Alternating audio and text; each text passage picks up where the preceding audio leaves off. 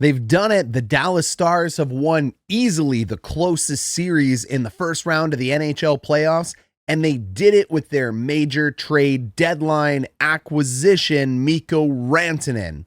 Off to Carolina, doesn't sign, off to Dallas. The Avs didn't want to trade him within the division. Well, he ends up there anyway and silences the doubters that said he is just a product of Nathan MacKinnon with a hat trick, a 4-point night, down 2 goals to the powerhouse Avalanche.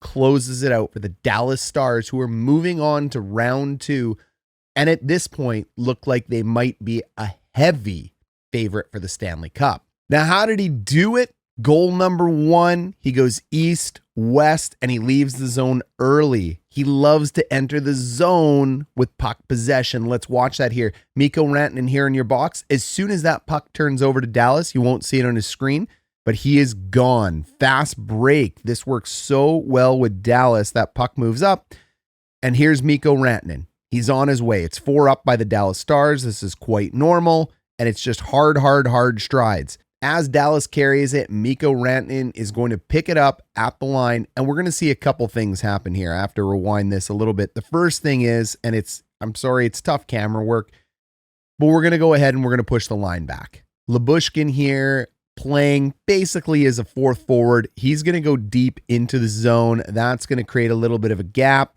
As Rantanen walks up to the line here, we're going to see a really smart play. Sam Steele is going to cut off over here, and he's going to make room for Mikko Rantanen. This is good gap here. There's nothing wrong with this gap here from Colorado. Mikko Rantanen shows he can go north-south. He's going to cut in, and he's going to go east-west. Goal scorers like to go east-west when they have the opportunity to do it, especially high-skill guys. Bang, there it is. And it's just a simple little puck protect. He keeps his stick to the outside, and that creates a much bigger gap. So when you guys see these breakdowns or other people talking about it, you got to take a look at things like where their stick position is. That's what does everything for them, and it's their blade position. Take a look at the angle he is attacking on the ice here. It's not quite 45 degrees, probably closer to 45 when he's there, but he's on his outside blade edge right now, and that allows him to pivot into the ice without losing any speed. It's just a quick little snap, and bang, he's gone. And you can see so quickly here how that puck protect has just created such a wide gap. The other thing tactically that is smart, Sam Steele pushes through these two guys. He has the ability to do it. He's not setting a pick because he's moving his feet. That's going to create even more gap. And now Rantanen is going to come to the middle of the ice, and he's going to wait for the play to develop. Everybody is going to get towards the net, and the goal scorer is going to do his work. So goal scorers don't just score because of what a coach says, the little lines on the ice. They score because of where their stick is, how their blades work. Are they on their outside edge, their inside edge? How do they use these little tricks of skill to create time, space, and separation? Rantanen does it better than almost anyone in the league, which is why he gets $12 million per year and why other players just can't do what he can do. Every NHL player is good, but not every NHL player is Mikko Rantanen good. So when he steps in there, he waits. This is the hockey IQ play. You're waiting for a play to materialize here. Look, you can see him. He's got his head up. Not every player as well has a head up on this one either. They lie to you. They say every player has his head up. Not true. Only the highest skilled ones do. He waits for this play to develop, and now all he has done is create a massive screen, snapshot, beautiful goal, low left side. Here's another angle of it. Everything that I'm telling you here. As he enters the zone, look how close this is. First thing he has to do is cross the line. You get even more nuanced detail here. Second thing he has to do is he has to use the backhand of his stick to protect the puck. He's going to hide the puck with the backside of his stick, and he's doing this with his head up. So right now you can see his head's up. He's taking a look at the defender. He knows where his gap is. When you're able to look a man in the eyes or in the chest as a forward, you know where that defenseman's going to go. So it's just a quick little stop and go.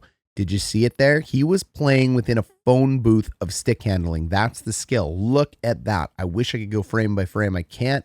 Just doesn't work on this app. And here's the gap I was talking about. It's created there, and there's the pick. Now, again, it's not a pick and roll like in basketball or anything. He has the right to ice. He has the right to go through it, and he does. So all that high skill of Rantanen, and now he's waiting and he's looking for a lane. So this is a great view of it. You can see that shooting lane, and he's really debating here at this point. I think he's debating, is he going to go cross body, and is he going to go top side, or is he going to go left side? Well, you can see he has more room left side, which is where he decides to go, and he has a clear shooting lane. He steps in, bang, beautiful goal. Harley to Rantanen here on the power play. Little bit of a quick up. Harley just throws it over to Rantanen, and this is what you love as a defenseman. You love having forwards that can take pucks and passes on their stick like nothing. I think a lot of fans underestimate how hard it is to take one of those, and he presents his forehand to him. That's critical. What Rantanen is eyeing up here right now is this massive amount of gap between him and the defenseman. There is nothing any of these defensemen can do on this line to get into good position at this point. That's why neutral zone regroups are so important. They can't come up and skate backwards, which is what you'd like to be able to do. Their gap is already blown, and Rantanen's picking up speed, and he knows it. Bang, thank you very much for the free line. And as soon as you see a defenseman who's turned around this early, you know he's in trouble. So there is nothing left to do here but to cut over to the left side, blow right through the gap, and once again, take a look at the puck protect. The puck protect keeps it from here. It keeps it from here. What these guys do at high speed is absolutely incredible. Again, $12 million a year. Comes in, he's already eyeing up. What do I want to do? And I know he's looking here. I 100% know he's looking for that spot, but he's also going, I'm a lefty. If he was a righty, that's a shot all day. But as a lefty, he knows that's going to be a little tough to get up and over that shoulder. I don't love the angle. So I'm going to continue around the back of the net. He falls, blows an edge. Happens, but good players make great things out of it because it banks off a skate and goes in. Once again, I love showing you these angles, 2 different angles. Look at that ability. Man is on his outside edge right now. He's skating beautifully. Awesome cut. He knows he has these guys. They're cut, they're gone, and what's happening right now is Girard is actually pivoting the other way. This is going to be tough for him to cut in. So you can see Girard pivots away. Now he has to make 2 more strides to get out. They're caught, finds his space. There's your puck protect. And as he's coming in, look, I'm telling you, he's deciding if he wants to go over Blackwood's shoulder. He goes, nope, not going to do it. And he catches Blackwood's foot. As he catches Blackwood's foot, instead of just bailing and screwing it up, once again, high skill players at high speed. Puts it around the back of the net. I get it's a little bit of an accidental play. Hockey's a lucky game. Banks it off a skate and goes in. But there's nothing lucky about making a last-ditch effort when you're going down at likely 20 miles per hour. 4 minutes left in the game. Power play. We're going to go to a box +1, not a 1-3-1. So here it is. There you go. Box +1. If you haven't seen this on the channel before, 1, 2, 3, 4. There's your 4 corners to the box. There's your +1 in the middle. If you've never heard of that, it's a very common setup in hockey, offensively and defensively. It's going to be Thomas Harley again because Thomas Harley's a fantastic defenseman. Moves it down here to Mikko Rantanen, and Mikko Rantanen is going to find Wyatt Johnson on the other side. And I know it's Johnston with a T. Other people, it's not Johnson, it's Johnston. I know, I'm just talking fast, guys. Chillax. Rantanen, going to wait, size up. He's creating time and space, and what he's going to do is walk a little bit north. It's just a little bit of an angle change. Move it back over to Harley. He didn't like any angle he saw, but what he has done now is he has sucked 2 or 3 players away from him, and he's created this amount of gap, and he knows he's going to get it back. This is why I don't love the way these penalty kills set up these days. I don't love this. I don't love the straight lines. I'm not an NHL coach. What do I know? And like I say, what do I know a lot, but I am a high performance hockey coach from Hockey Canada. Like I'm really close. Like probably about as close as you're going to get on the internet to somebody who's an expert on this stuff. So as Harley picks up that puck, he's on his forehand. Like there's no opportunity for him to go left. He ain't going to do it. They're worried about the shot. I'd be thinking if I was this killer right now, I'm thinking he's going left, but you got to represent the shot. So here we go. He's created that time and space for him. Widens it over to Mikko Rantanen. Rantanen's going to end up going down low to Duchesne. And like, I hate to pick on the goalie here. I get it. You got to hold your post. I get where his stick is. I understand that as well too. But somebody's got to get a stick in the lane here. And a goalie is a viable option to do that. Like, this puck should not make it over this line. That is an unbelievable pass by Duchesne. Like, I'm following the line there of the puck. The goalie stick, 2 sticks in the way. You shouldn't be able to make that pass. He does. Bang, puts it in the back of the net. But that all starts from this part of the play and Mikko Rantanen quarterbacking from the shooter position.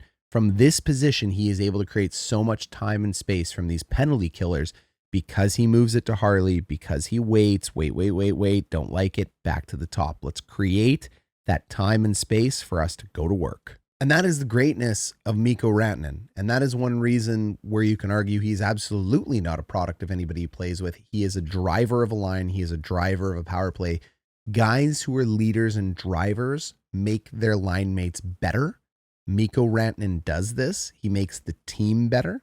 For a while there, even myself, I was going, I don't know, looking like a bust here. Hasn't played well without McKinnon. Well, he's assimilated to the system. I also did say he's playing with guys like Hintz and Robertson, and they're pretty darn good, so should work out. But there's no Robertson here, which makes it even more special.